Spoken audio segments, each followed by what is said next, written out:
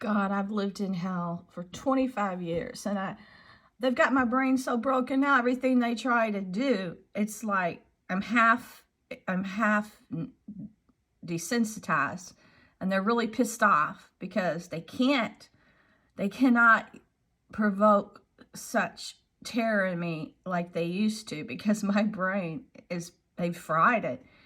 So I get messages from this guy. I don't have a clue who he really is. He says he lives in Turkey. And I also get this guy telling me he can put people souls in birds and rocks and trees. This person here, don't know if that's true, but the same killers, I guess, that are breaking in our home use military weapons trying to kill us, who said that they were hired by my husband's ex-wife, Sarah Dyer, and Alex Sisico to kill my parents. They show me one of their trucks, and it has a Yeti sticker in the back. And the other one, they say, calls himself Dark Knight.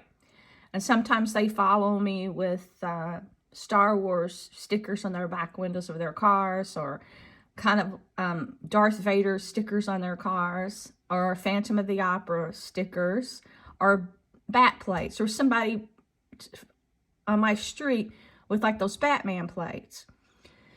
And so they started making, on Thanksgiving evening, just to try to destroy my day, they kept making a burglar alarm go off. Now, this alarm panel hasn't been activated in years because we took out the security equipment, because 3 different alarm companies couldn't keep these people from coming in. They said it's someone that's linked to your husband's ex that has military skill to be able to go through every security alarm that you've had. Hawkeye security couldn't keep them out. Alarmco couldn't keep them out. They did for a while, but then they couldn't keep them out. They secure banks and stuff. ADT couldn't keep them out. I even had an ATD guy come out a couple months ago. He said, you can't keep these kind of people out. He said he even used to live in this town. He said you can't keep them out. He grew up out here. It's funny, they sent him, of all people. It was coincidental. And there was another security company we got. The guy lived in Bardstown, a private company, not with a big name. He couldn't keep them out. So we just deactivated the panel. There was no sense trying. When my husband was out of town a couple weeks ago, he went on a cruise, and I couldn't go because of all this horrible stuff happening in my town. And he wanted me to go, and he kept telling me to. And I said, there's no way I can leave here with all these terrible things happening. They broke in, and that person is just able to open and close my garage doors at whim. And they can get in and out of my house in 15 minutes. That's one of the neighbors. So last night they were making it go off. Well, my husband couldn't sleep. He got up 3 times. He couldn't sleep because the noise kept waking him up. I managed to fall asleep, but then they started killing me. Not only did they have me in so much back pain yesterday, I could not stand straight. The pain was too bad from a weapon they used Thanksgiving Eve. They try to torture me the worst on every Christmas and every Thanksgiving. So I went to bed. My back was being ripped to shreds up and down, and everywhere. My husband tried to give me a back massage. Everywhere he touched, even my neck was in excruciating pain. Well, I tried to go to sleep, and then they were killing me. They made first it was my thumb and the finger next to it on my right hand go numb. So then I changed positions. Then they made the whole hand go numb, and it wouldn't work. Then they made it where I couldn't breathe, and I felt something attacking my brain, giving me a headache, killing me. And I asked my husband to check my pulse. He said, your heart's beating too fast. Well, they wore me out. I fell asleep. In the process of sleeping, my left hand went completely numb, and then my left foot. I could not make the hand or the foot work at all. And they were outside using some weapon. So I could feel my head burning at the top from the end of bed I was, the one that faced the woods, faced my garage. They were burning my head with a weapon, trying to give me a stroke, and I had all the symptoms of it. I went to the other end of the bed. I fell asleep. And in my dream, I dreamed there was Obama. And he was riding a car, and he was trying to get me to write a movie, write a script. And he was giving me information, asking me to put it down and write the script. Well, then I dreamed I was at a place where I used to work. It was the Brown Hotel downtown where Twinkle saw this evil force, and I took a picture, and it was either the devil or they call it a vampire. It's at Broadway where the hotel is, where they're putting up all this new stuff. It's supposed to be like a demon place. There's even a sign there. It says something about it being haunted. So I dreamed I was in a place where I used to work. I was only there for 11 months because new owners took over and became Camberley, and they started letting me off work at midnight, and I couldn't catch the last bus. But I was there 11 months, and I didn't notice anything paranormal happening in that hotel. But I dreamed I was there in a room, and I was going to spend a night with some girl. I don't know who she was. And Queen Elizabeth came and got me out of the room. And I never met Queen Elizabeth, but she kept hugging me and smiling, and she was so sweet. All she wanted to do was hug me. I don't know if she hugged people, if she was able to as a queen, except for her family, I guess, in private.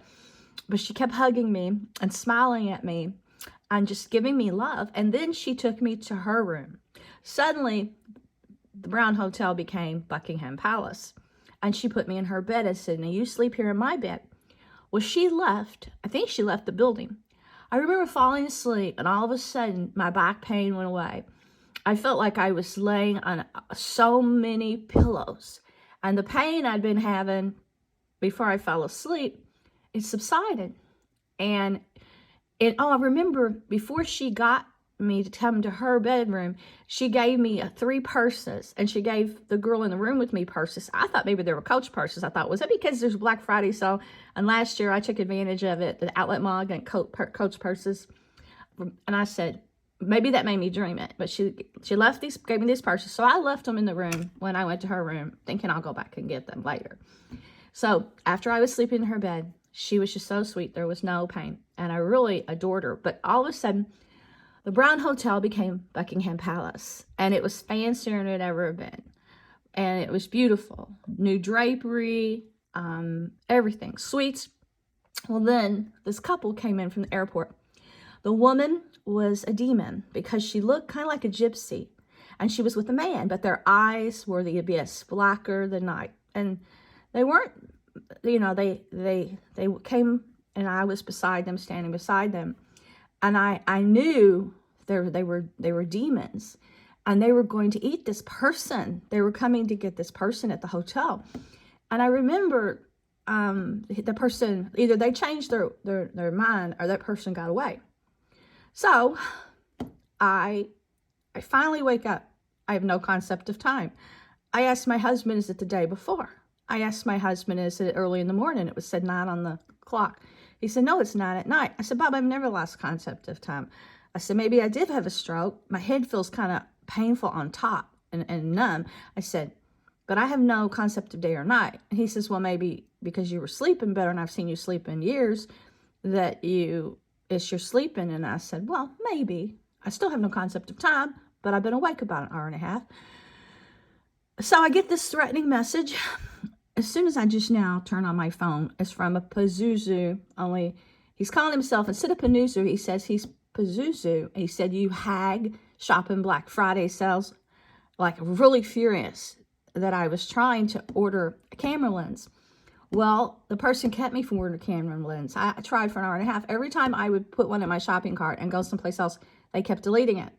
So it's just like, he was saying the unshaven one. That's what he was saying. He said, put unshaven Pazuzu instead of Panuzu. Like for Panuzu, the unshaven Panuzu. The only person I have at my page that's unshaven is the person that threatens death.